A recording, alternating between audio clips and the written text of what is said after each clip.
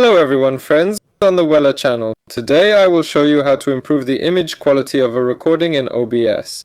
To do this, go to the settings, output settings, and here we will need to configure. In general, you can set such settings as I have. These are the most optimal settings that I found for myself after 7 years of using OBS Studio. In general, they are as balanced as possible between quality and performance and the size of the original file you will get. Here you can put even high quality, not different quality. There will be a very huge file weight, but overall it will be very good. Video encoder. If you have an NVIDIA graphics card, you can choose NVIDIA H.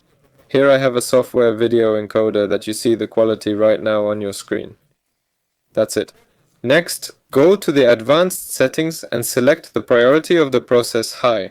It is necessary that Windows highlights the necessary and, most importantly, is not limited by resources for OBS Studio. Next, you need to go to the video. And here the main question is, what do you need? If you need more action and quality, then increase the number of frames per second but decrease the expansion accordingly. If you have a more static one, but I, for example, often shoot programs and not some games, so I have a rather static picture.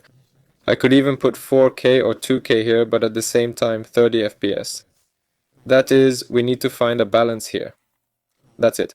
Also, if you enable the advanced mode here you will still have the buffering method.